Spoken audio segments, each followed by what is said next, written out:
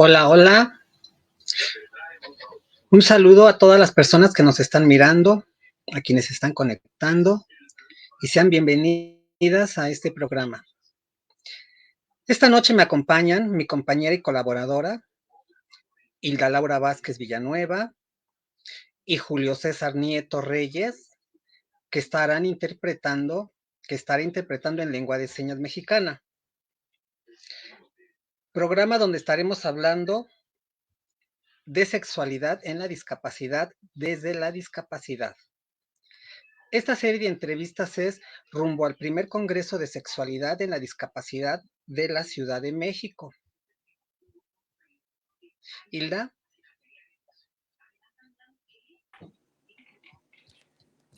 ¿Sí me escuchas, Palmi?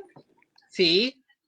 Buenas noches, ¿cómo están? Bienvenidos, bienvenidas, bienvenides.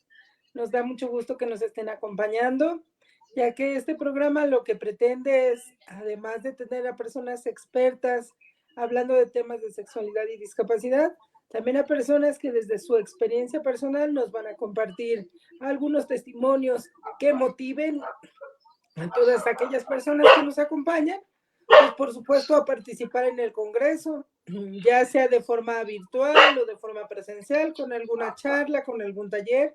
Aún estamos a tiempo. Recuerden que el Congreso se llevará a cabo este 18, 19 y 20 de octubre de 2023 en las instalaciones del Instituto de las Personas con Discapacidad de la Ciudad de México. Aquí durante la transmisión estaremos colocando las ligas para que se puedan registrar y para que puedan acceder a la página para mayor información del Congreso. Adelante, Palmi. Sí, bueno. Y para eso esta noche tenemos de invitadas a personas expertas en el tema, ya sea por su experiencia propia o como parte de sus actividades profesionales o de activismo. Son personas con y sin discapacidad.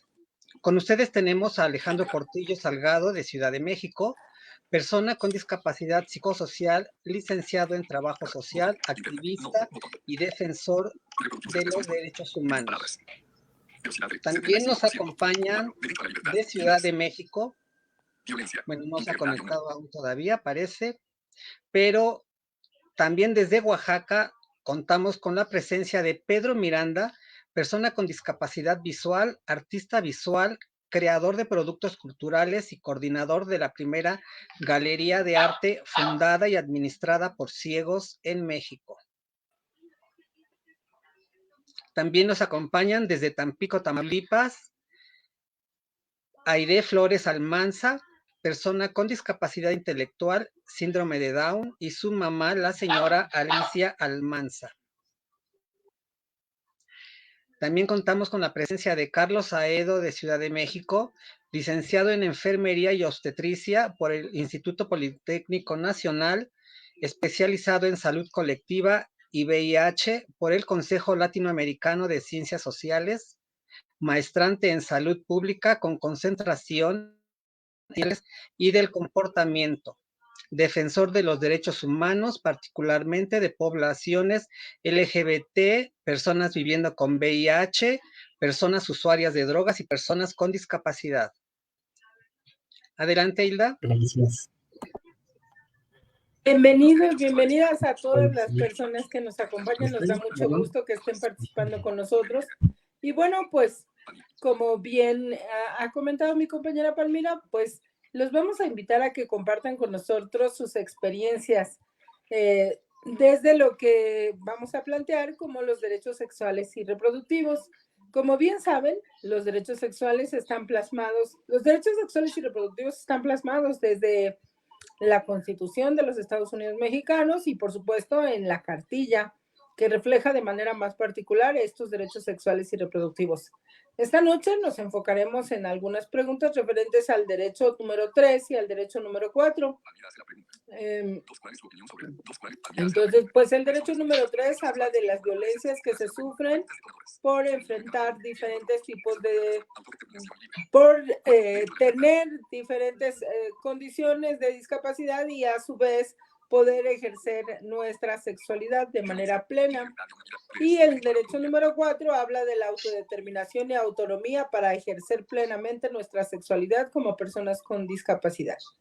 Entonces, bueno, pues le vamos a dar la palabra a nuestra querida Palmira para que nos haga una serie de preguntas que tendrán oportunidad nuestras personas invitadas a responder. Adelante.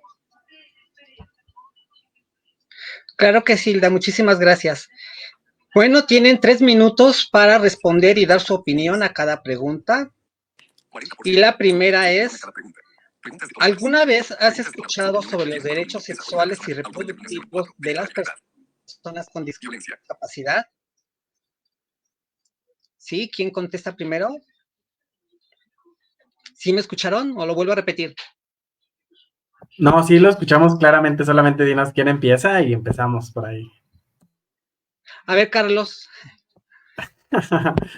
Bueno, primero quiero agradecer muchísimo por el espacio. Creo que es muy nutritivo que empecemos a hablar de todos estos temas desde todas las perspectivas, tanto de las individuales como las colectivas y tanto las académicas e institucionales. Así que para empezar quiero decir como gracias. La verdad es que respeto mucho a personas que están en este panel porque conozco su trabajo de visibilidad y eso es grandioso, ¿no? Particularmente admiro con el alma a Alejandro, así como de... Yo me siento el más paneado de estar en el mismo panel que él.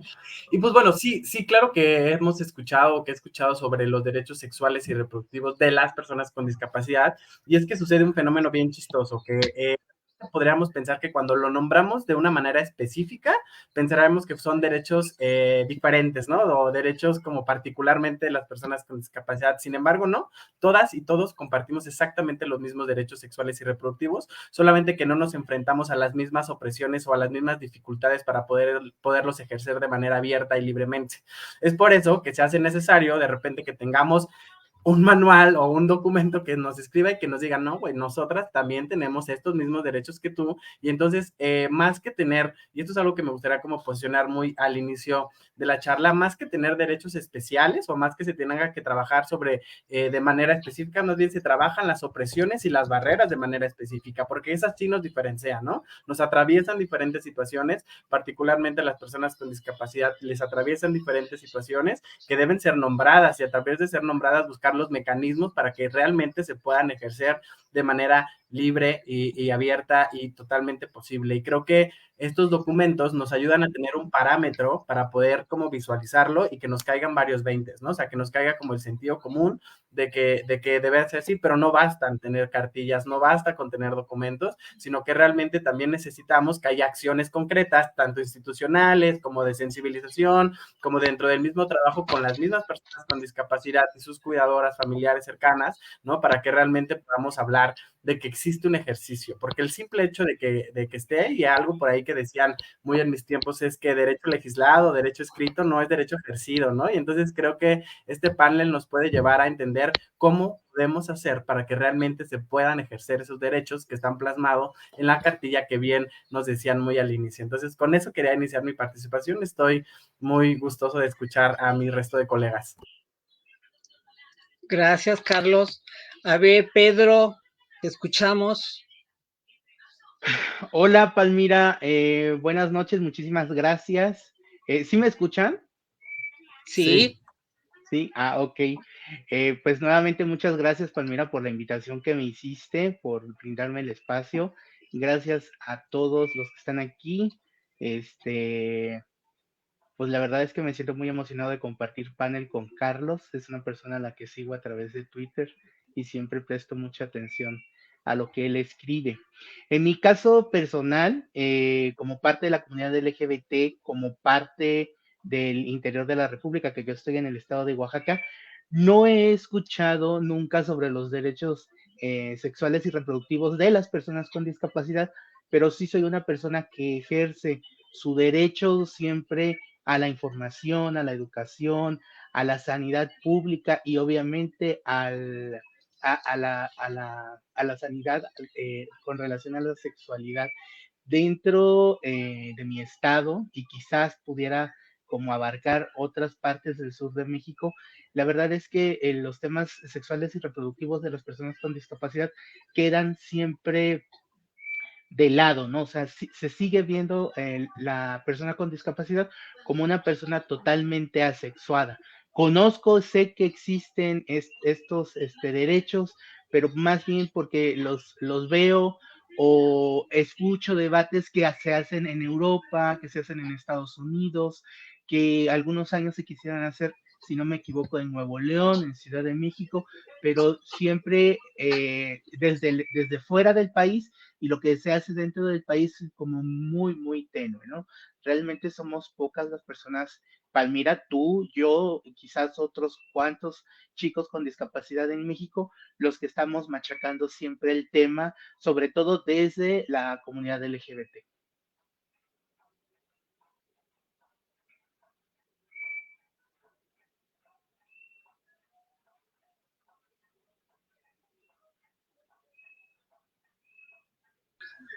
Muchas gracias, Pedro.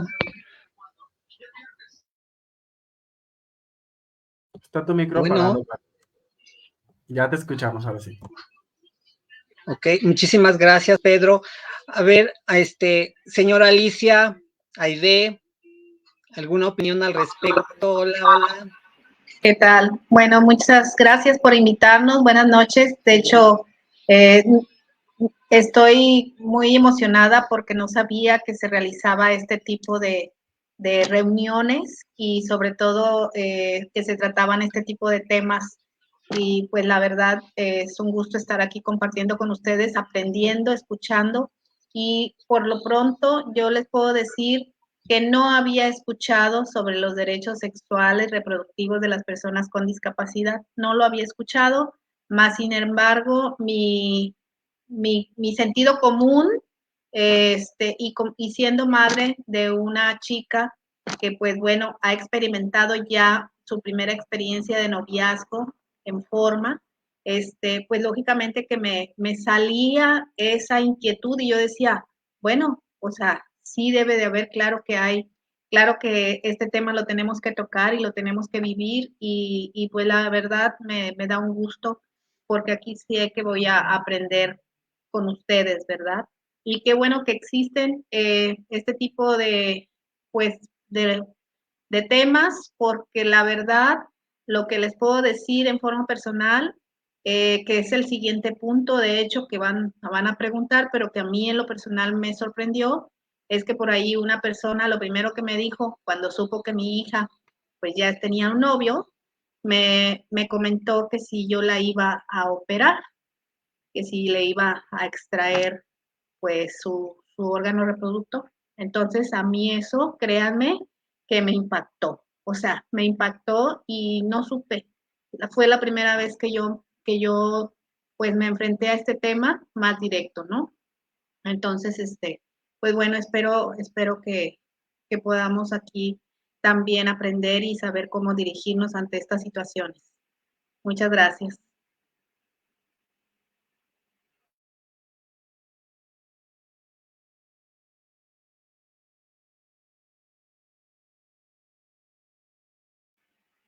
No te oyes, Palmira.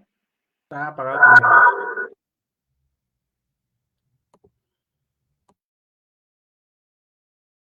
Sigue sin audio, Palmi. Está apagado tu micrófono.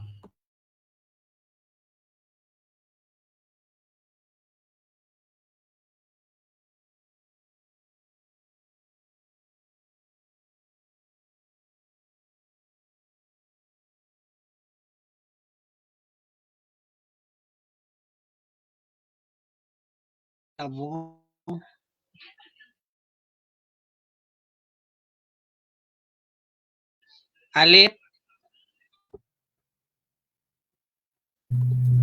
Hola, mucho gusto. Hola, hola. Un saludo, Carlos, Palmi, y a todos los que se encuentran aquí. Bueno, respecto a la pregunta, si alguna vez he escuchado sobre los derechos sexuales y reproductivos de las personas. No me escuchan, ¿verdad? Sí, bueno, yo sí te escucho. Sí, ya te escuchamos otra vez. Ya se abrió tu micrófono, ya te escuchamos. De hecho, ya estábamos escuchando a Alejandro. Bueno, sigo.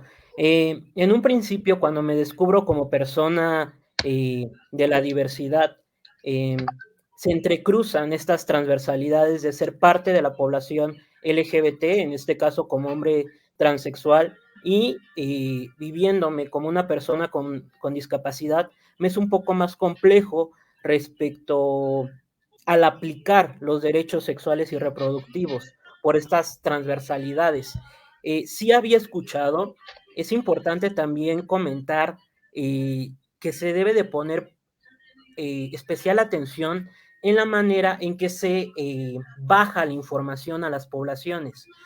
No es lo mismo que tengamos miles y miles de folletos de los derechos para las personas con discapacidad sexuales y reproductivos cuando no tenemos este tipo de eventos donde tenemos un intérprete, donde se pueda contar con otro tipo de información para que todas las personas con discapacidad, acorde a sus necesidades, tengan estos conocimientos respecto a los derechos sexuales y reproductivos.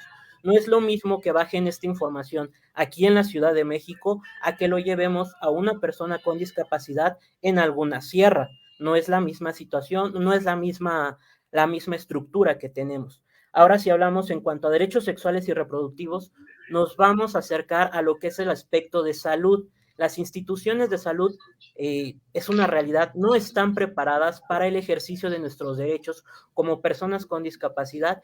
Si ya se ve aún con las personas de la diversidad, ahora más se hace esta anotación con las personas con discapacidad. En mi caso muy personal, yo cuando decido comentarle a mi médico ginecólogo en el ISSSTE, que deseo ser padre gestante, se queda con una cara de, ¿cómo que quiere ser padre gestante? A ver, ¿de qué estamos hablando? Entonces, hay diversas transversalidades que nos cruzan como personas con discapacidad, que no solamente es la misma discapacidad, pero sí es muy complejo el que tengamos acceso a esta información y más que se sensibilice al personal que nos va a ayudar a ejercer estos derechos sexuales y reproductivos. Como bien lo mencionaba Carlos, no se trata de que sea una cartilla diferente de otro tipo de derechos. Son los mismos derechos humanos que tenemos todas las personas por el simple hecho de ser personas, por el simple hecho de ser seres humanos. Pero no es lo mismo los derechos sexuales y reproductivos y las necesidades que tiene una persona con movilidad limitada a una persona que puede realizar todo tipo de actividades, trasladarse a todo tipo de espacios. Es importante mencionar el caso de España, el caso de, si no mal recuerdo, de Argentina, donde ya se da la oportunidad y el apoyo económico para las personas con movilidad reducida que puedan tener una atención acorde a sus necesidades sexuales. México, desgraciadamente, estamos muy limitados. Ahorita en esta coyuntura un poco política, no voy a tocar nada de partidos políticos, pero sí es importante que cuando son estas cuestiones políticas, todo el mundo ve por los derechos de las poblaciones prioritarias, pero de las que más jalan cuestión de votos. En este caso, yo veo muy desfavorecida a la población, a las personas con discapacidad. Entonces, hay mucho trabajo por hacer como activistas, como personas también con discapacidad, hacer visibles nuestras necesidades en los espacios donde nosotros nos desarrollemos. Ahorita escuchando la experiencia de Alicia, es importante comentarle a nuestros pares, a nuestras familias, que nosotros como personas con discapacidad también tenemos derechos sexuales y reproductivos, tenemos derecho a una vida amorosa, tenemos derecho a tener una familia, tenemos derecho inclusive a ejercer trabajo sexual y decidir plenamente respecto a nuestra sexualidad. Es todo.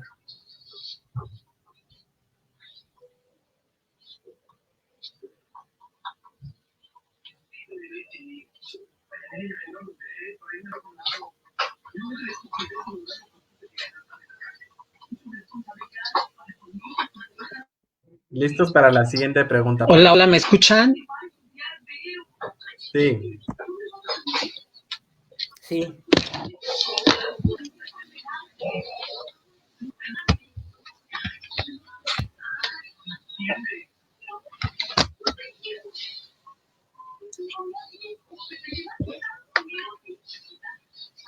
Hilda, adelante, no escucho.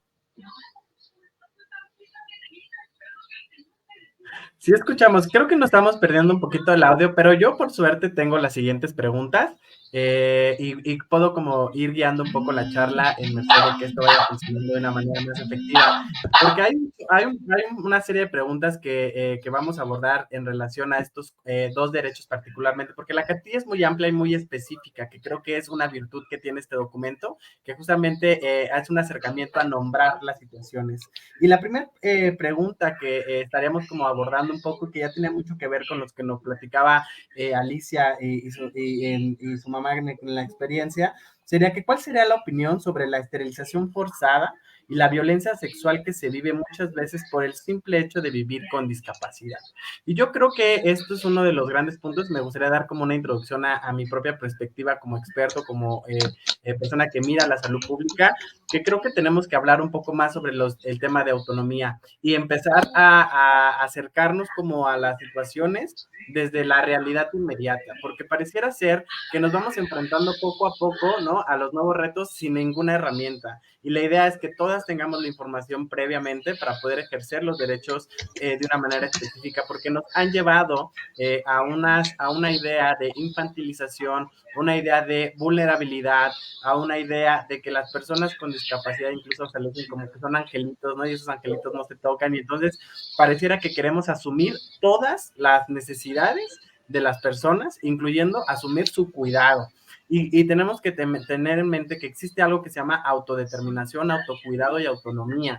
Y lo que tendríamos que hacer sería acompañar a las personas con discapacidad para que se puedan, de alguna manera, decidir en el tema si quieren o no someterse a un proceso que no les permita más. No sé en qué van. ¿O hijos? En la primera pregunta sobre qué opinamos sobre la esterilización No forzada y la escucho violencia. nada. Apaguen el micrófono de Palmi.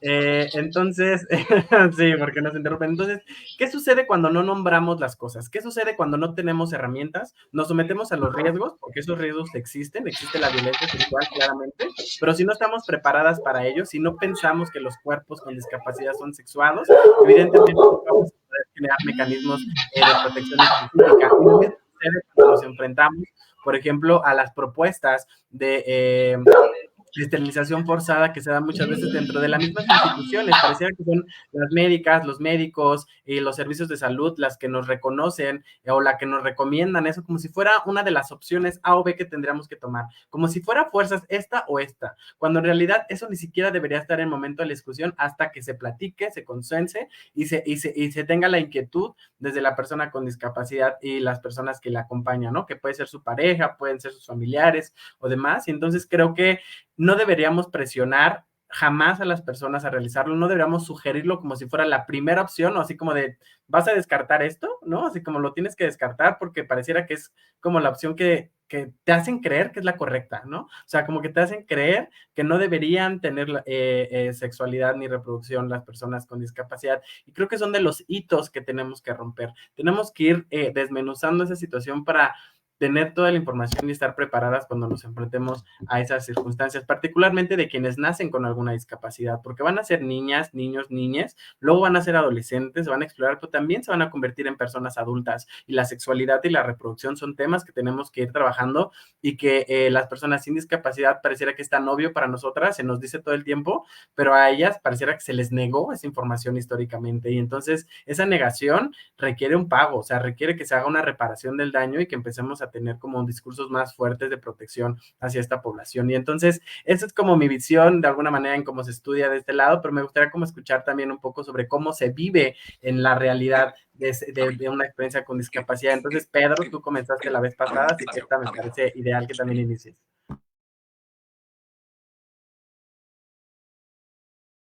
Alfonso, por favor. Ya te escuchamos, Pedro. Ah, perdón, te decía que si me podías repetir el punto que estamos desarrollando en este momento.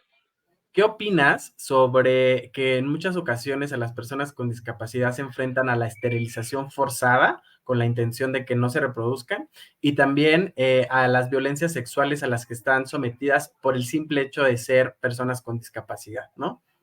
Ok, bueno, en primer lugar, con relación a la esterilización forzada, ese es un tema que se viene arrastrando desde hace un siglo, o quizás hasta más, ¿no? O sea, debemos tomar en cuenta que tristemente la población de personas con discapacidad, por lo menos en México, no revisa la historia, no revisa de dónde nacen los derechos humanos, de dónde nacen muchos de los derechos o muchas de las leyes que actualmente no solamente rigen a México, sino al resto del mundo.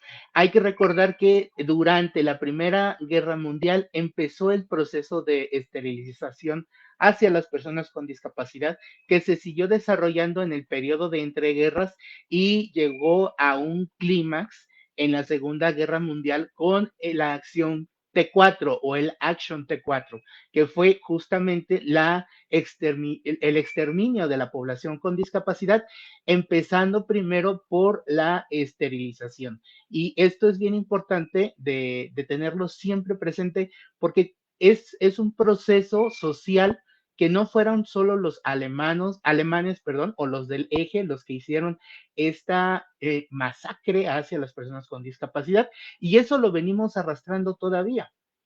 Vemos que la esterilización muchas veces se hace por una supuesta protección hacia la persona con discapacidad. Se hace también de forma legal en México, ¿no? Por ejemplo, en mi caso personal, yo tengo una pensión, pero cuando a mí me dieron esa pensión, a mí me dijeron, tú no te puedes casar y tú no puedes tener hijos porque automáticamente pierdes esta pensión que te estamos otorgando. Entonces, no me castraron físicamente, pero sí me castraron de una manera en la que yo no pude tener familia, porque yo no pude desarrollarme ni con una pareja mujer, ni con una pareja hombre, ni he podido tener hijos por perder este beneficio, ¿no? Entonces, eso es una forma de castración que vivimos en México, pero que es parte de este desarrollo histórico que se ha generado desde el siglo pasado, desde el siglo XX. Ahora, pues regresamos a la cuestión de la salud reproductiva. A veces, tristemente, los papás caen en estos rollos de que lo hacen por amor y todo eso. Y yo, como siempre digo a mi mamá, el amor también mata, el amor también destruye y también asfixia, ¿no? Uno debería tener el propio derecho de decidir con quién quiere y a qué horas quiere, y definitivamente la esterilización, creo yo que tendría que ser, en el último de los casos, eh, decidida por la persona con discapacidad, aunque existe en México, conozco a varias personas con discapacidad que han decidido hacerse la esterilización por no heredar sus padecimientos. Y ahí hay otras vertientes que pues, tienen que ser analizadas, ¿no? Una de las cosas también que nosotros vemos ahora es que en los terrenos de los derechos y las personas con discapacidad hay muchas páginas en blanco que se van llenando y obviamente vamos a tener muchos aciertos, pero también muchos errores en el momento de estar viviendo, porque escribimos la historia, la estamos viviendo y estamos haciendo algo que no sabemos si va a funcionar. Muy bien, me parece muy pertinente y rescato un par de cosas como por ejemplo, ¿quién toma la decisión? La decisión la toma el Estado, la toman los familiares y en qué momento y en qué punto la toman las personas con discapacidad que son de sus cuerpos y de sus realidades de las que se está hablando. Eso es que lo pones en el aire, me parece muy interesante y aquí sería bien padre que aterrizáramos con Alicia porque ya Alicia nos daba una introducción de qué sucedió, ¿no? Se le preguntó directamente qué opinaba sobre esta situación y sería bien padre que nos contaras tu experiencia. ¿Cómo te enfrentaste a esta incógnita? ¿Cómo te enfrentaste de repente a esta realidad? ¿Lo han platicado? ¿Cuál es su experiencia al respecto sobre la esterilización forzada? Pues bueno, en este caso, primero que nada, les comento, precisamente hoy que le dije a mi hija que íbamos a tener esta plática, esta charla, ¿quieres saludarlos? Hola, ¿qué tal? Hola, hola. Bueno, yo le dije, y bueno, desde ahí comenzamos, de hecho comenzamos desde ahí, me dice, qué es eso de la sexualidad. Entonces, por lo pronto, en este caso, hablando de chicos, y me voy a referir a chicos síndrome de Down, muchas veces ellos, precisamente, su discapacidad es intelectual. Muchos temas hay que explicárselos más ampliamente, hay que darles información. Lógicamente que ellos saben que es un beso, que es una caricia, que es un abrazo. Todo esto que sabemos nosotros, que es el preámbulo para llegar a una relación, ¿verdad? Entonces, desde ahí ya con ella, en ese caso, ya le platiqué y me dijo, no, pero es que a mí no me interesa. Le digo, sí, pero tú querías casarte con tu novio, tú querías estar siempre con él y siempre querían estar juntos, abrazados y demás. Entonces de ahí ya me remonté a ese tema, ¿no? Lógicamente, cuando vimos que todo esto pasaba en el entorno de ella, pues es cuando viene esta pregunta. Yo nunca lo había oído. La verdad, para mí fue, como les dije, un balde de agua fría, y el hecho de pensar que iba yo a someter a mi hija a un procedimiento quirúrgico que ni yo misma me lo realizaría, o sea, a mí me dio, o sea, sentí muy feo. Entonces ahí vi, porque ahí me contaron de personas a las cuales les habían realizado este tipo de operaciones, y entonces yo sentí, o sea, yo sentí una agresión, la verdad. Yo sentí una agresión y como si me lo hubieran hecho a mí. Entonces yo dije, no, no puede ser posible, o sea, tiene que haber otros métodos. Lógicamente, yo pensé en lo general, así como nosotros nos cuidamos, pues con algún método anticonceptivo, con algunas otras situaciones, dije, debe de haber una manera en la que podamos controlar o llevar este control para a lo mejor igual, pues que nos embaracen, o hay muy poca información, la verdad, también no sabemos si alguien con una discapacidad como el síndrome de Down se llega a embarazar, y no sabemos si va a tener un hijo o una hija sin discapacidad. Nadie lo sabe porque nadie ha permitido tampoco que pase eso por el temor, precisamente, que comentaban por ahí, que se transmita el gen, ¿verdad? Pero pues en este caso sabemos que esta discapacidad que sí es de nacimiento, pues puede pasarle a cualquiera. No hay una situación específica que nos diga quién o quiénes van a nacer con este tipo de discapacidad, ¿no? Entonces, bueno, a mí en lo personal, eso cuando me dijeron esto, también me resonó y dije, bueno, pero ¿y quién dice si se embaraza? A lo mejor puede que tenga una niña, un niño sano, o sea, con todas las capacidades, o sea, no lo sabemos. Entonces ya desde ahí viene el temor, y por eso se llegan a estos extremos. Para mí es un extremo, y como decían, hay que preguntarle a la persona.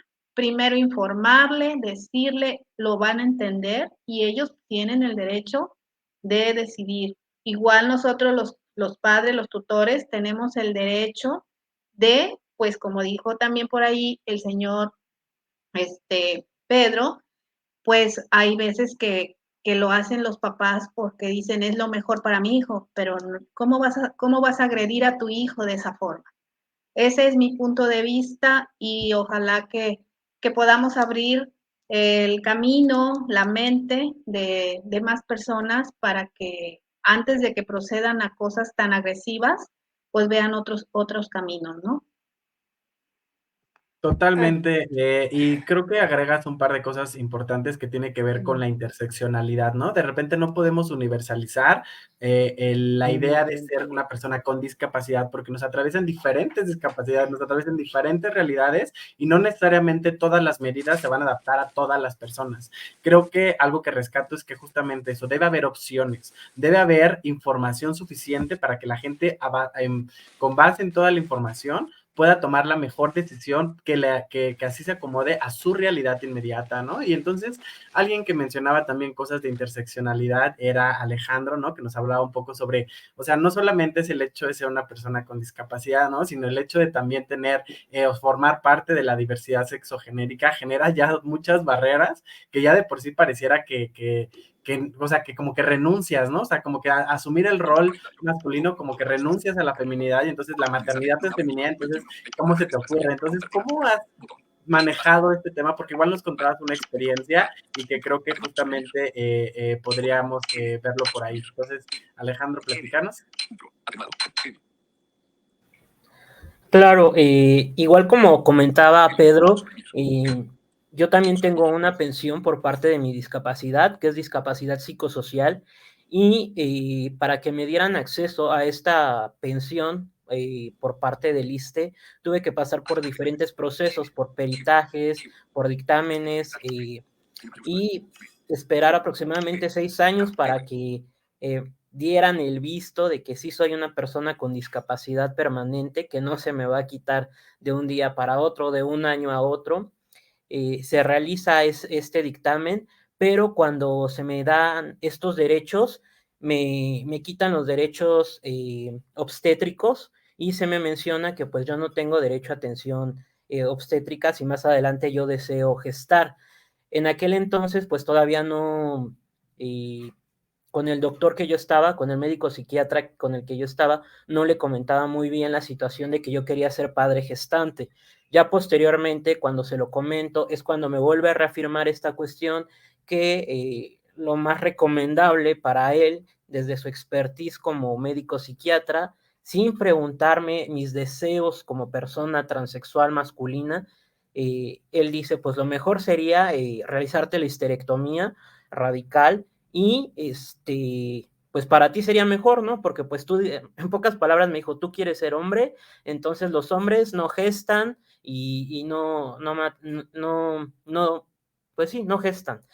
Y yo me quedo así con la cara de, pues, ¿cómo? O sea, ¿cómo una persona tercera a mi vida que no sabe mis contextos va a decidir por mí? Pero desgraciadamente, como personas de la discapacidad, a veces dependemos mucho de la opinión de un experto para que nos den ciertos apoyos, para que nos den ciertas pensiones, y a veces nos orillamos ante el desconocimiento, tomamos la decisión de aceptar lo que dicen los profesionales. Pero pues yo en mi caso decidí no realizarme la histerectomía. Yo a futuro sí quiero ser padre gestante, y lo que opino respecto a esto de la esterilización forzada, pues es nefasto, ya no debería de existir, pero pues es una realidad.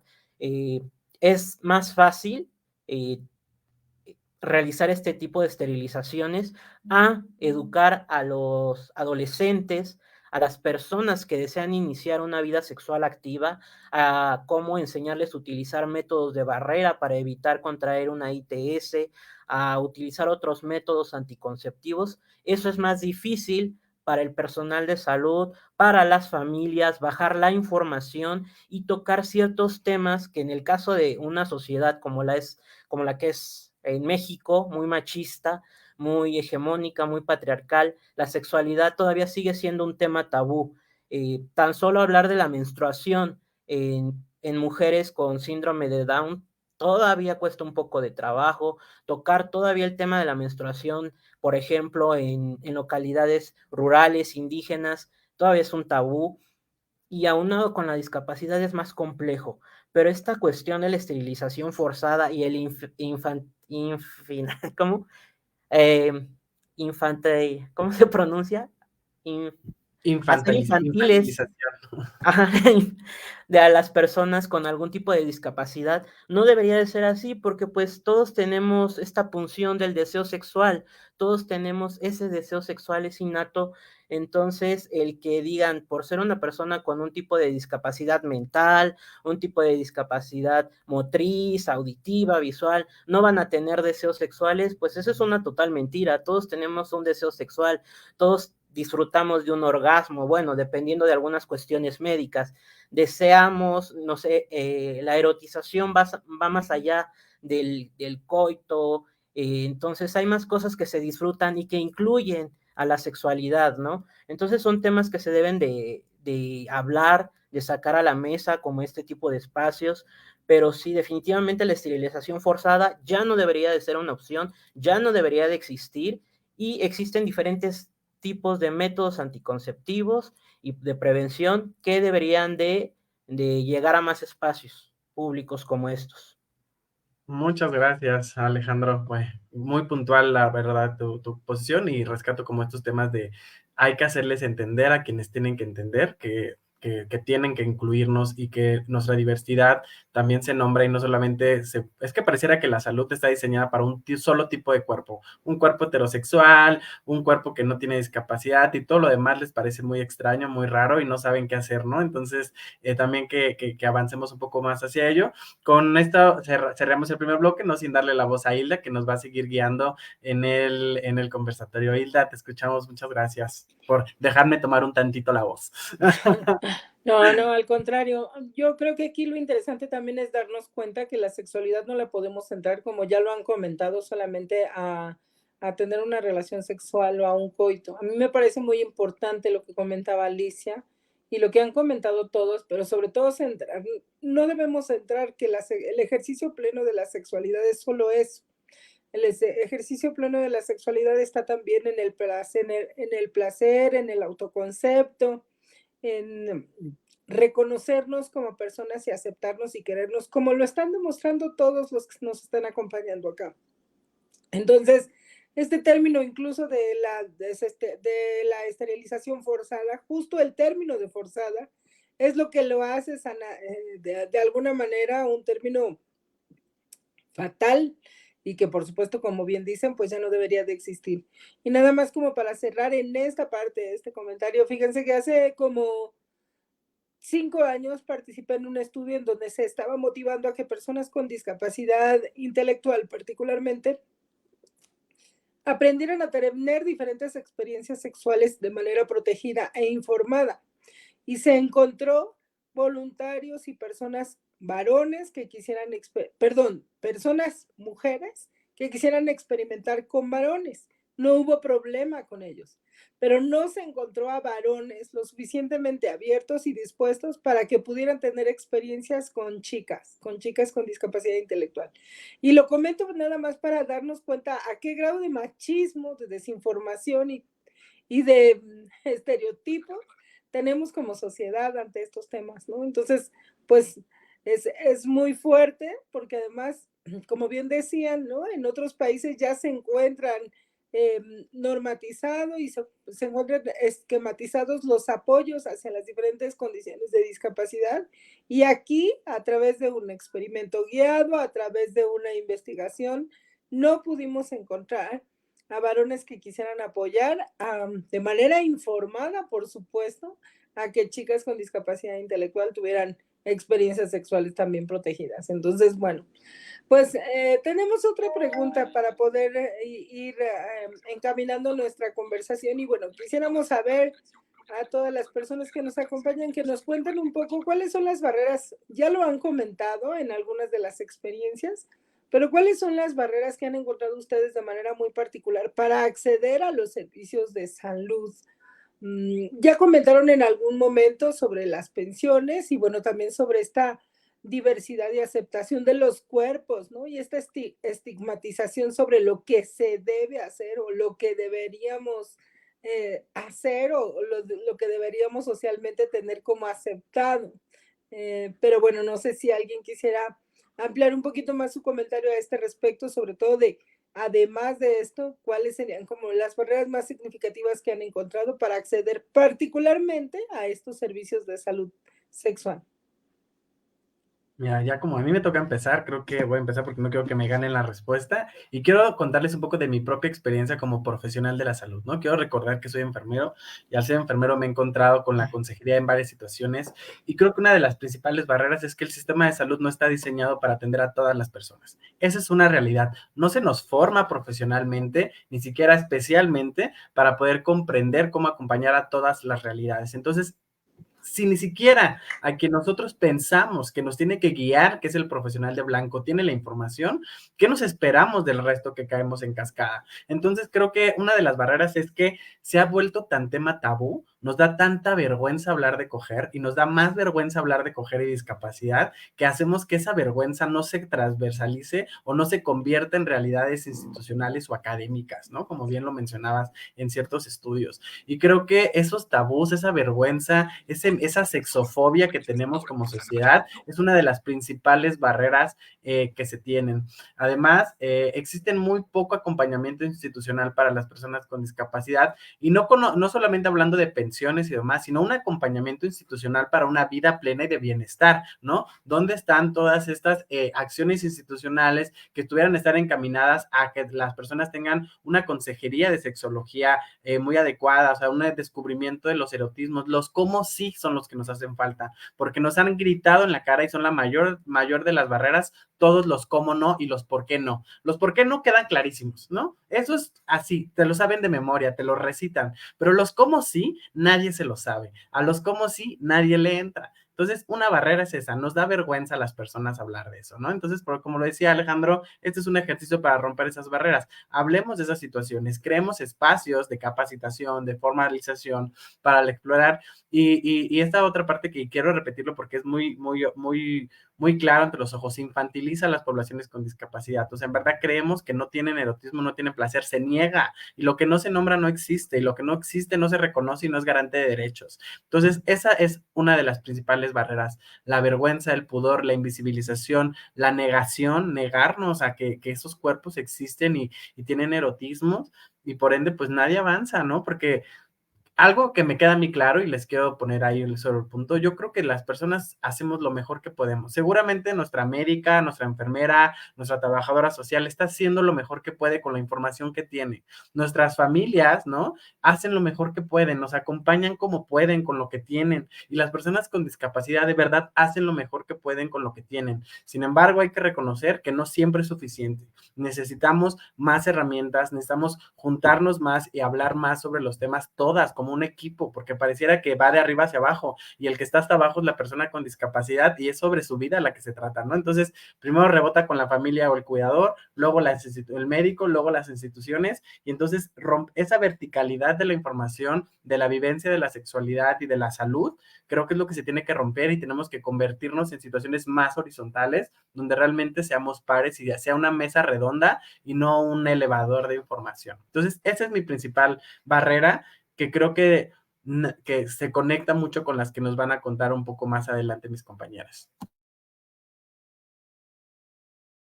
Nos platicara particularmente sobre su experiencia, porque después de todo lo que nos comentó Carlos, es muy interesante darnos cuenta cómo no es solamente una situación de verticalidad, bueno, además también es una situación justamente de programas construidos. Y Pedro en una de sus intervenciones nos hablaba cómo él ha escuchado experiencias y sabido de situaciones, pero en otros lugares del mundo, ni siquiera del país. Entonces, Pedro, para ti, ¿cuáles han sido las barreras para acceder a los servicios de salud sexual? Ok, muchas gracias. Nada más abro un paréntesis, regreso a la pregunta anterior donde hablaba sobre la esterilización forzada en el periodo de entreguerras. Hay un documento que se llama Los Crímenes Olvidados que habla sobre las personas con discapacidad justo en el periodo de la Primera y la Segunda Guerra Mundial y adelante. Sería muy importante que las personas con discapacidad pudieran leer este documento. La otra cosa es que también una realidad de la esterilización forzada es para apropiarse de los bienes de los familiares con discapacidad, y eso es algo de lo que tampoco se habla. Queremos o las gentes quieren castrar a las personas con discapacidad que tienen alguna propiedad, algún bien dejado por otro, y eso es una realidad muy, muy severa. Ahora, regresando a esta cuestión de la salud, lo que yo he vivido, fíjense que a mí lo que me ha salvado mucho es que mi primer trabajo fue como bibliotecario. Entonces, yo tengo muy, muy insertado el síndrome de Hermione Granger. No sé algo y a la biblioteca. No lo encuentro en la biblioteca y a la UNAM. No lo encuentro en la UNAM y así voy rebotando hasta encontrar la información que quiero. Hace años, uno de mis mejores amigos se infectó de VIH y yo viví ese proceso en el que su pareja, estando hospitalizada por un cuadro clínico muy severo entre Zika e inicios de SIDA, se entera, y es así como mi amigo se entera que muy probablemente él tiene VIH. Entonces yo hice, sin saber nada del tema, ¿no? Hice el acompañamiento de ir con él al laboratorio, estar con él mientras pasaban las horas hasta que le dieran su resultado al día siguiente, y obviamente el acompañamiento para que ya se pudiera ingresar al Seguro Social y pudiera tener pues sus antirretrovirales y todo eso, ¿no? Eh, y algo que yo hice, que fue algo que los médicos como que se escandalizaron un poco, fue que yo acudí a mi médico general y dije, ¿sabes qué? Yo tengo un amigo que acaba de dar positivo a VIH y tengo mucho miedo, pero no tengo miedo del VIH porque somos amigos, nada más. Yo tengo miedo porque él va a mi casa y yo no sé qué hacer, o sea, yo no sé si tengo que lavar todo con cloro, yo no sé si que los gatos que viven conmigo le pueden hacer daño. Y entonces todos los médicos me decían, oye, es que es increíble que tú, que no tienes el VIH, te preocupes por alguien más que lo tiene. Y yo les decía, pero pues es que eso es una cuestión de humanidad. O sea, el hecho de que sea mi amigo no significa que porque ya tiene VIH lo va a dejar de ser. O sea, las amistades, yo siempre lo digo así, los que crecimos antes de las redes sociales tenemos muy claro el concepto de la amistad. A partir de las redes sociales, uno piensa que porque sigues a alguien y le das like, ya es tu amigo y con esa facilidad del clic lo vuelves o le quitas tu amistad. Y la verdad es que no debería ser así, y menos por una condición de infección de transmisión sexual que todos estamos expuestos a ellos. Y en este caso de las personas con discapacidad, yo, bueno, cuento todo esto porque a raíz de esta incursión del VIH en mi vida, porque a pesar de que yo no tengo VIH, he estado muy cercano a gentes que sí viven con el virus, empezando con este amigo, eso me movió a preguntarle al médico y eso me movió a empezar a hacer una investigación con mucha gente que estaba metida o que está metida todavía en procesos de activismo con VIH, como Alain Pinzón, Efraín Muro, Ulises Morales, Juan Pablo Caicero, la Clínica Condesa, inclusive viajé a Ciudad de México para entrevistar a Manolo Arellano, porque yo decía, es que la información del VIH no llega a las personas con discapacidad. Y en todo ese maremoto de incertidumbre, de información, de no saber qué, de conocer más términos, yo me encuentro con una nota del periódico El País que se publica en España y entonces yo descubro el término, en inglés se escribe stilting, me parece que se pronuncia stilting, que es de sigiloso, es esta acción de tener sexo con tu pareja o con una persona con condón y en algún momento esta persona se retira el condón sin avisar, que ya en Europa y en Estados Unidos, me parece, se está intentando legalizar para que se vuelva también parte de una violación. En México, obviamente, apenas este año, creo, o el año pasado, ha empezado a tener fuerza esta nueva modalidad de agresión sexual, ¿no? Yo viví esa agresión sexual en el 2019 y gracias a todo ese cúmulo de entrevistas e investigaciones que estuve haciendo, que por cierto están en YouTube, en un canal que se llama Manual del Discapacitado Perfecto, yo, yo descubrí que lo que me habían hecho no era normal y que lo que yo había sufrido o vivido no era parte de una práctica sexual consensuada, que por tanto podría calificar como violación y que además era algo que ponía en riesgo en mi vida. Y obviamente con toda la información que tenía, yo dije, bueno, voy a hablar al Capacits. Y dio la casualidad que en el Capacits de aquí de Oaxaca no me respondían. Y terminé por azares de la vida comunicándome con el COESIDA de Jalisco, el de Guadalajara. Y la respuesta fue, a las personas homosexuales no se les dan los tratamientos profilácticos post exposición porque los homosexuales se excitan al tener sexo con personas con SIDA. Eso fue un madrazo así impresionante escuchar cómo una persona trabajadora del COESIDA pudiera decirte que tú, sí, que un homosexual buscaba el contacto sexual con una persona con SIDA, que además no es el término correcto decir persona con SIDA, es persona que vive con VIH solo por excitación. Colgué la llamada, como que reorganicé mi estrategia, y cuando en el Capacites me contestaron, me dieron exactamente la misma respuesta, que yo no podía acceder a un tratamiento profiláctico por exposición porque un homosexual se excitaba al tener sexo con una persona con SIDA.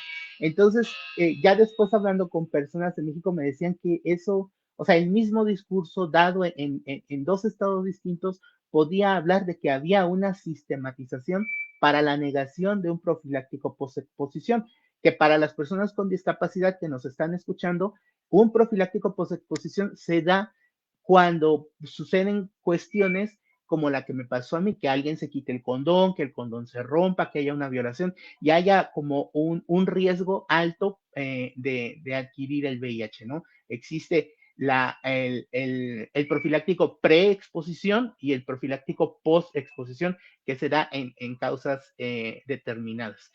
Y bueno, al final yo accedí al tratamiento profiláctico, pero yo tuve que exigir ese derecho, tuve que amenazar, tuve que mentir. Igual yo cuando llegué a la clínica Condesa después de eso, yo le decía a Manolo Arellano, es que yo mentí o sea, yo llevaba esa culpa. Yo tuve que mentir para que me dieran el tratamiento profiláctico. Y Manolo me decía, sí, mentiste, pero mentiste para resguardar tu integridad emocional, tu integridad física. O sea, no tienes por qué sentir una culpa, porque gracias a esa mentira tú puedes tener una calidad de vida quizás no mejor o peor si la quieres comparar con los demás, pero sí era un derecho que el sistema de salud mexicano te lo tiene que dar, porque así está estipulado. Y también otra cosa que pasa muy común, ¿no? Yo pido mis análisis de VIH, que el último que me hice fue el lunes de esta propia semana, y los médicos generales te dicen, ¿cómo te quieres hacer una prueba de VIH? Las personas con discapacidad no adquieren el VIH. Y que un médico general te diga que tú como discapacidad estás exento del VIH, es porque las personas que ejercen la medicina, que es los médicos generales, que son como uno de los primeros filtros para entrar a la sanidad, pues siguen pensando que los discapacitados no tenemos entrepierna.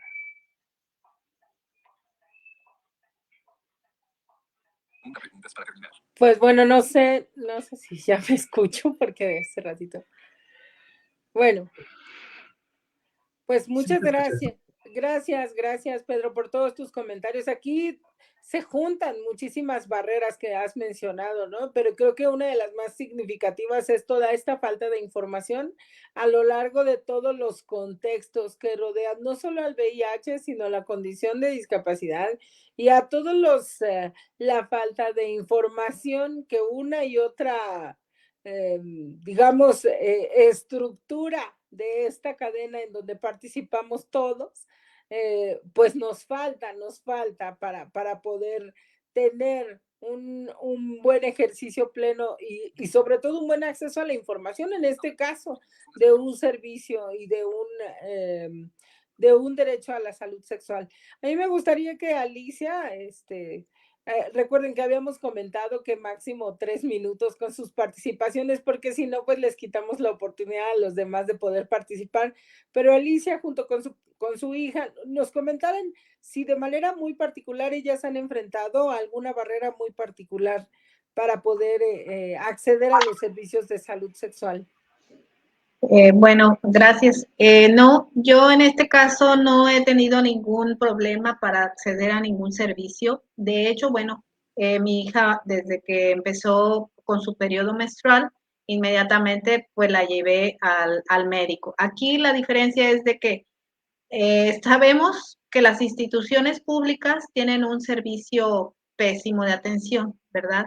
Y si uno tiene a lo mejor algún médico de confianza, pues va uno con su médico, en este caso con el ginecólogo que a mí me atendía, yo me dirigí con él y llevé a mi hija y el doctor, la verdad, se portó excelente. atendió a mi hija como a cualquiera de nosotras, la revisó y desde esa fecha para acá, bueno, cualquier detalle que tenemos, vamos con él.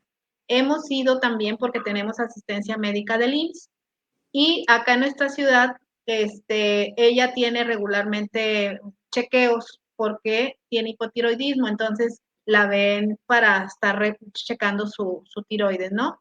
Claro. Pero la verdad también los médicos acá se han portado en lo que cabe, se han portado bien. Lo único que sí les puedo decir que he observado en esta institución, en el IMSS, que no la han referido porque a nosotras las mujeres nos dicen cada determinado tiempo que vayamos al área, hay un área específica donde nos hacen el Papá Nicolau, te revisan pues que no traigas ninguna bolita en los senos.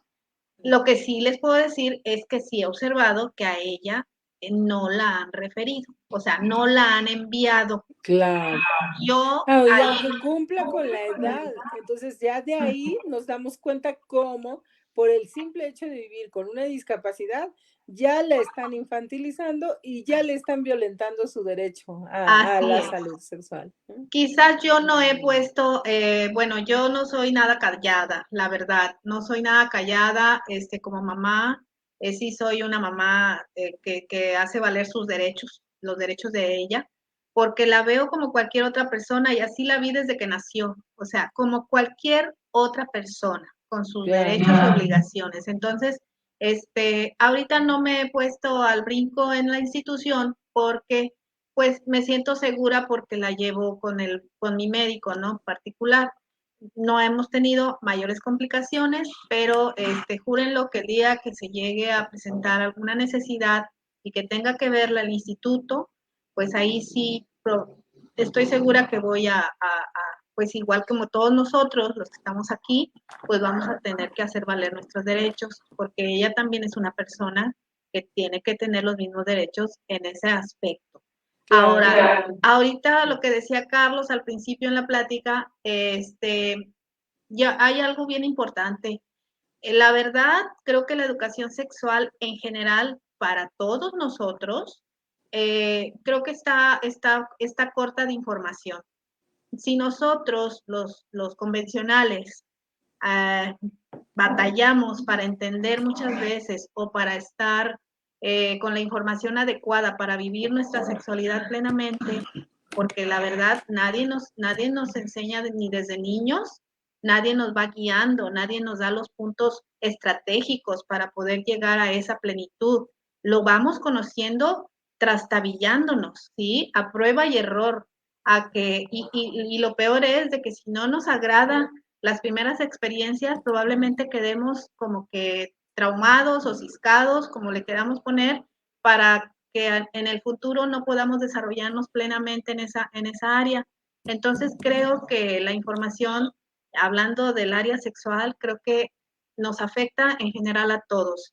Lógicamente que si no hay una información para todos, para la mayor comunidad, entonces imagínense cómo está la situación para las personas con discapacidad. De hecho, yo igual así me he introducido un poco con esta información con mi hija, tratando de explicarle lo que a mí no me explicaron, ¿sí? Tratando de darle a conocer, pues ahora sí, desde los órganos sexuales reproductores, desde el hombre, de la mujer, y pues tratando de que ella comprenda todas estas partes, porque las sensaciones, como por ahí lo dijeron también, las sensaciones todos y ellos también lo tienen. Así es, porque es algo natural y es algo que pues así nos crearon, ¿verdad? Entonces, yo creo que ahí tendríamos que retomar la educación sexual a nivel general y lógicamente de ahí trasladarla a todas las personas con discapacidad.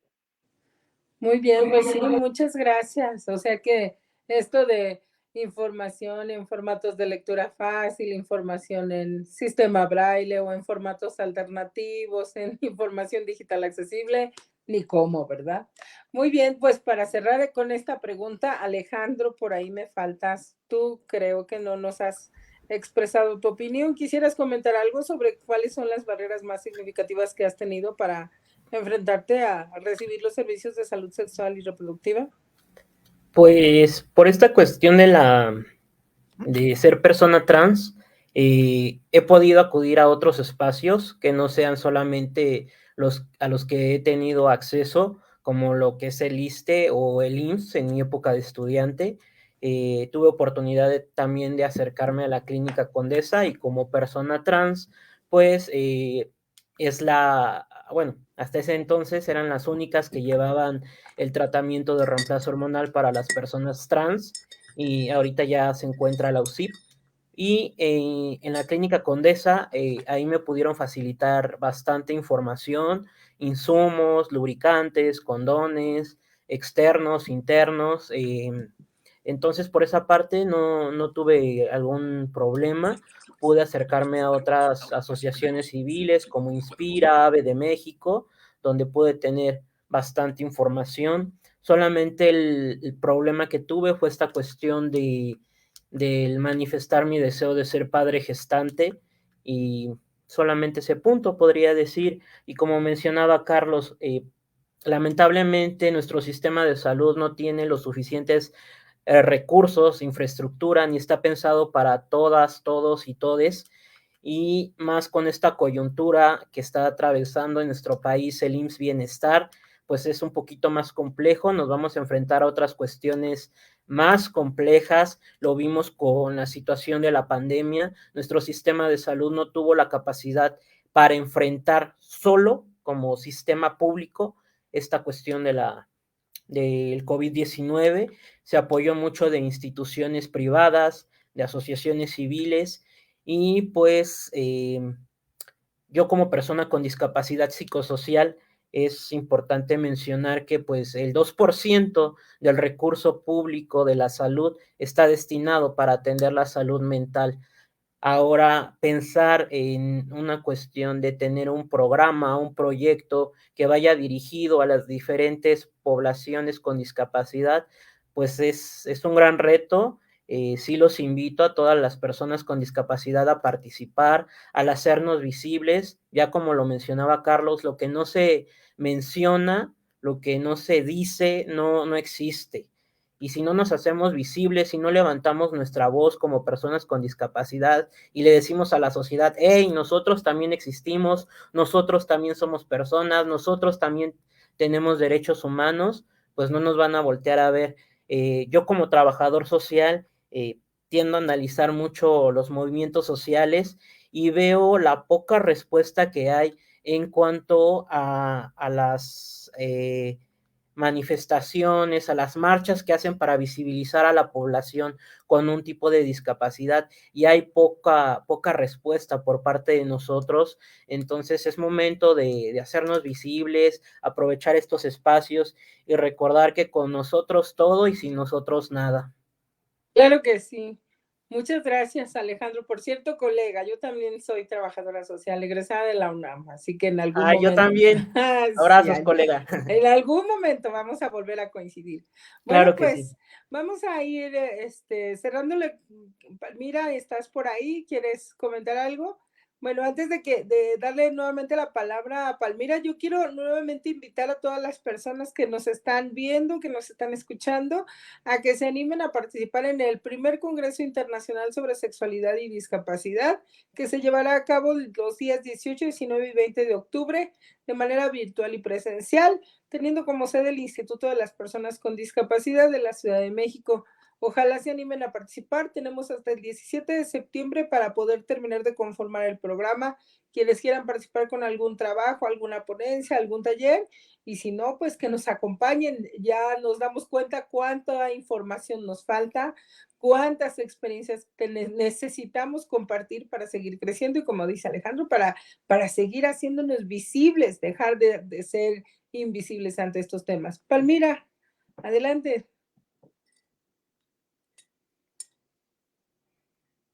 Programas, las fallas técnicas, de repente nos juegan una mala jugada. ¿Sí me escuchan? Ya te escuchamos. Sí. Bueno. Ok, Sí. perfecto. Y pues muchísimas gracias, no sé, vamos ahorita ya vamos cortas de tiempo, les hago una pregunta, Ahora con todo esto Yo de las redes sugeriría, sociales. Palmira, que ya nos dieras la conclusión porque ya tenemos el tiempo muy rebasado, bueno, como tú consideres, pero... A ver, a ver, a ver, a ver, a ver, a ver. Para ir cerrando, entonces, una última pregunta. ¿Sí? Y es, ¿de qué manera creen ustedes, de qué manera creen que se debe participar para incidir en las políticas públicas en el ejercicio de sus derechos? Asimismo, garantizar que los servicios de salud sexual y reproductiva cumplan con las normas de accesibilidad universal. Empezamos contigo, Ale. Ok. Hola. Hola. ¿Sí me escuchan? Sí, ¿Me sienten? sí, sí, yo sí. Ok. Sí. Bueno, para participar en la creación de políticas públicas, como ya mencionaba, es importante hacernos visibles en todos los espacios, en todo tipo de talleres, de mesas, de creación de políticas públicas. También el aprovechar las redes sociales que hay para hacer conocimiento de estas convocatorias que hay. Em, Tengo entendido que este tipo de congresos también dan apertura para tener el conocimiento desde primera voz, desde la primera experiencia de las personas. No es lo mismo que se hagan políticas públicas desde el escritorio a que se hagan desde la experiencia de las personas. El error de muchos programas sociales, de muchas políticas públicas, es que se realizan sin ser focalizadas, sin realizar un diagnóstico social, sin realizar las debidas entrevistas y experiencias de las personas para que éstas puedan ser efectivas. Eh, yo, yo siempre me pregunto esta cuestión, la diferencia entre la asistencia y el asistencialismo. Es muy importante diferenciar. Yo valoro más los programas sociales para personas con discapacidad que nos den la oportunidad de tener un empleo, porque el empleo dignifica, a que nos estén dando un apoyo económico que se agradece porque nos ayuda a completar para medicamentos, para terapias, para pañales, rehabilitación, etcétera. Se agradece en grande manera, pero el trabajo siempre va a dignificar. Y es más importante que nosotros como personas con discapacidad aprendamos a desarrollar habilidades y nos insertemos en la sociedad y así seamos más visibles y la sociedad aprenda de nosotros. Y por eso las políticas públicas deben de ser creadas escuchando nuestras voces y, como ya mencioné, con nosotros todos y nosotros nada. Es todo. Gracias, Ale. Pedro, tu opinión. Ya. Bueno, sí me escuchan, ¿verdad? Sí, Sí, Sí, ok. bueno, eso. Pues bueno, aquí hay algo bien importante, que a partir del COVID hemos desarrollado toda una estrategia comunicacional basada en el Internet, basada en los equipos tecnológicos, y debemos recordar que incluso dentro de Ciudad de México, que es la capital del país, hay zonas en donde no hay Internet y hay personas que no tienen acceso a lo que sucede en Internet. Y eso al interior del país pues va haciéndose algo más grande. Entonces, siempre que pensemos en cómo acercar información hacia comunidades que ya de por sí tienen un rezago histórico educacional, hay que tomar en cuenta que no todo lo tenemos que sacar a través de redes sociales, no todo se puede hacer a través de la web, y que hay personas que también tienen derechos dentro de pueblos, dentro de comunidades indígenas, en las que incluso ni siquiera hay servicios de luz eléctrica. Y eso es algo que siempre se debe tomar en cuenta.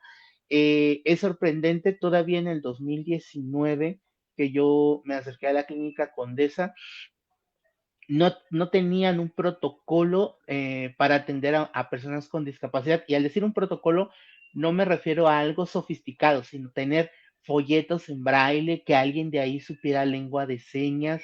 Se hicieron algunos intentos que bueno, que yo recuerde en ese momento, no llevaron como a buen fin. Por ejemplo, Inspira todavía el año pasado, me parece, me pidió un artículo sobre el tema, creo que de la marcha y la discapacidad. Lo hice, me dio muchísimo gusto que tuvieran el detalle de acordarse de las personas con discapacidad. Y también no solamente es salir a la calle y marchar o salir a la calle y gritar, o sea, hacer política pública va desde llegar al propio consultorio que nos toca y pedir que nos revisen la entrepierna, pedir que nos hagan nuestras pruebas de VIH, que nos hagan nuestras pruebas de otras ITS, hablar con otras personas, ¿no? O sea, la educación va desde la persona que va sentada al lado tuyo en el transporte público, que tú puedas externarle algún conocimiento que tú tengas, ¿no? Es algo que yo siempre hago, ¿no? Siempre que voy a hacerme mi prueba de VIH o las veces que he tenido que tomar el profiláctico post-exposición, siempre platico con la persona que voy, aunque sea una persona que no conozca, de, oye, ¿sabes qué es esto? ¿Sabes a dónde voy? Y para mí esa es una buena forma de hacer que la gente eh, empiece a comprender sus derechos sexuales y reproductivos y que se dé cuenta que las personas con discapacidad también tenemos la necesidad de recibir o dar afecto de cualquier manera, incluyendo las relaciones sexuales. Gracias, Pedro. Muchísimas gracias. Carlos. Gracias. Bueno, pues no quiero repetir mucho de lo que ya se ha hecho porque creo que tanto Alejandro como Pedro lo han mencionado. Solo quiero retomar algunos puntos como tenemos que hacerlo visible. ¿Y de qué manera se hace visible? A partir de muchos medios, ¿no? Tenemos que hacer trabajar a las instituciones.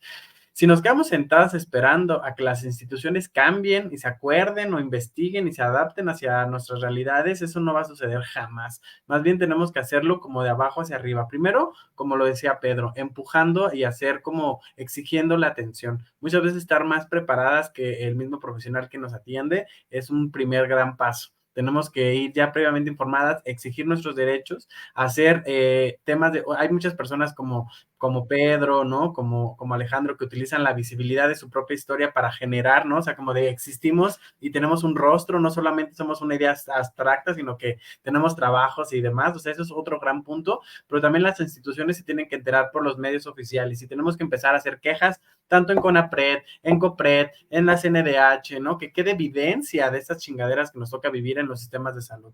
Que es una manera de hacer incidencia. Lo personal es político y una vez que nosotras, a partir de nuestra propia experiencia, de nuestras propias opresiones, de nuestras propias aventuras en el sistema de salud y todas estas como cosas terribles, ¿no? Creo que podemos hacer incidencia si lo hacemos visible, porque si no se lo decimos a nadie, o si solo lo hacemos aparte, porque solo hacemos un gran post, y ese gran post tiene muchos RTs y muchos likes, pero no llega a las instituciones, pues es gritarle al aire. Entonces hay que utilizar todos los mecanismos que tiene el sistema para que podamos jugar contra ellas. Juguemos un mismo juego. Creo que es una de las maneras en las que nosotras podemos de alguna manera incidir. Desde mi propia parte, ¿no? Que me dedico un poco más a la academia, creo que también hay una deuda pendiente histórica sobre cómo se investiga los aspectos de las experiencias en salud pública de las personas con discapacidad, porque es una mentira eso de que la ciencia es totalmente neutral y que nos mira a todos igual y que entonces, no, la ciencia tiene sesgos y los científicos y la evidencia científica y el método científico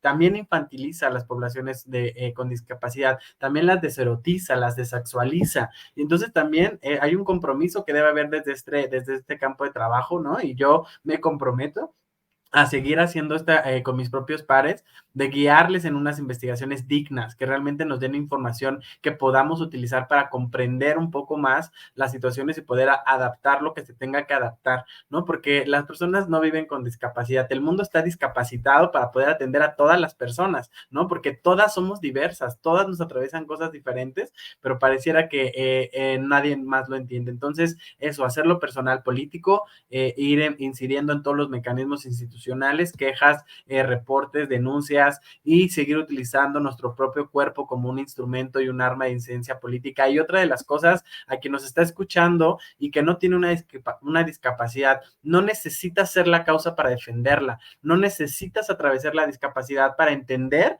lo que sucede en las vidas y en las corporalidades con discapacidad. Súmate, no te quedes ajeno, no te quedes callada, no dejes mirar cómo a tu prima, pariente que está con discapacidad se le quitan sus derechos. Actúa en consecuencia, porque si no actúas en consecuencia, eres cómplice. Y creo que históricamente hemos sido cómplices, tanto las personas que estamos en el sistema de salud, como muchas veces los familiares, como muchas veces los cuidadores, como muchas veces todos, hemos sido cómplices al momento en que callamos, al momento en que no actuamos. Y creo que es un llamado a la acción. Todas involucrémonos en este pedo. No es solamente las personas con discapacidad, porque nos necesitamos todas entre todas. Y con esto cierro mi participación en este espacio. Palmira, muchas gracias por invitarme. Siempre es un honor conocerte. Yo conocí a Palmira muy chiquitito. Yo estaba en un proceso de formación y nos dio una charla genial sobre uso de modelantes que la amo con toda la vida. Alejandro también nos has acompañado desde entonces, ¿no? Desde entonces también nos conocemos, desde Así Legal.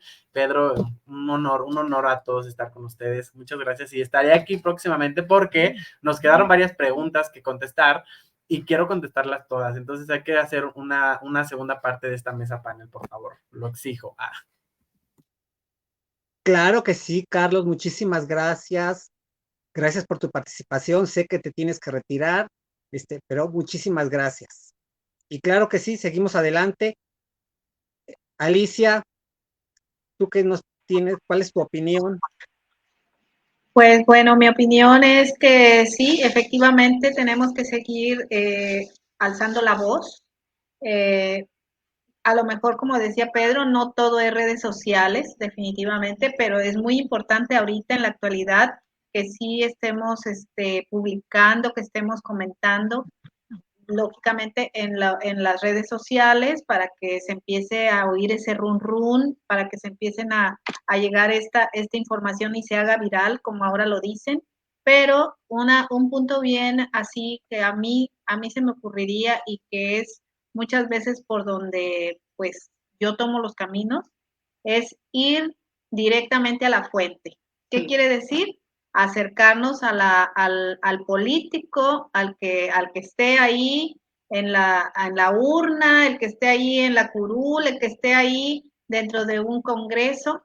Lógicamente a veces no son alcanzables, ¿verdad? Pero pues bueno, uno empieza a buscar cómo introducirnos, porque los que al final de cuentas van a lanzar algo ya más legal, un documento, una ley, pues bueno, sabemos que son nuestras instituciones, ¿no? En este caso, los senadores, los diputados, que al final van a convertirlo en algo ya establecido. Yo sí me iría también a tocar esas puertas, a que las toquemos todos, si tenemos oportunidades, si tenemos conocidos, si tenemos gente que está cerca de esas personas, tocar puertas, seguir tocando puertas. La verdad, yo les comento algo rapidísimo. Mi hija, pues bueno, nació en el 2001. Cuando yo la quise llevar a una guardería acá en mi zona, cuando ella cumplió 1 año, yo tuve la necesidad de que alguien me la cuidara y pues nada más había las guarderías del IMSS, ¿verdad? Porque yo tenía derechos como trabajadora. Toqué muchas puertas y todos me decían que no la podían aceptar porque no estaban capacitados. También toqué puertas de guarderías particulares y me decían lo mismo. Yo les decía que ella era como cualquier bebé. Al final logré que una guardería que estaba agregada al IMSS, guardería nueva con personal joven, se atrevió a aceptar a mi hija. A partir de ese instante, le dieron acceso y posteriormente me informaron que ella abrió el camino para que el Instituto Mexicano pudiera aceptar a niños en sus guarderías con alguna discapacidad. Entonces, ¿qué pasa? Eso me demuestra que tenemos que estar ahí siempre tocando puertas, buscando, acercándonos. Por eso yo me iría a la cabeza. O sea, me iría a donde hacen las leyes, a donde tenemos que irnos, porque, bueno, ahorita estamos viendo que todo el movimiento también LGBTI ha agarrado fuerza. ¿Por qué? Porque ellos pusieron el dedo y no lo han quitado. O sea, pusieron el dedo en el renglón y no lo han quitado. Entonces, nosotros también tenemos que hacerlo. Tenemos que seguir luchando desde nuestra trinchera y pues irnos directamente a la fuente. Ese es mi punto de vista. Y muchas gracias, un gusto conocerlos, muy contentas de escucharlos y de ver que bueno, que estamos juntos en esto y que hay mucha gente que tiene que unirse. Gracias. Pues muchísimas gracias, Alicia. Y pues tenemos corto, ya el tiempo se nos está terminando.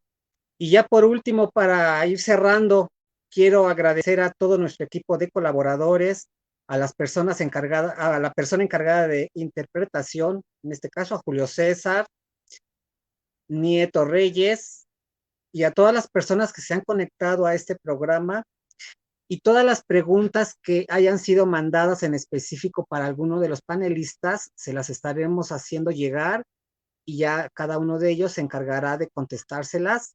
Ya no tenemos tiempo para leer alguna ni comentarios. Ya saben que esto de la tecnología y de los tiempos son muy valiosos. Y los esperamos el próximo viernes con más sorpresas, y recuerden que las personas con discapacidad también somos seres sexuales. Y un abrazo para todos y muchísimas gracias. Y los esperamos el 18, 19 y 20 de octubre en el primer Congreso Internacional de las Personas con Discapacidad en la Ciudad de México. Abrazo. Gracias. Hilda, ¿algo quieres agregar?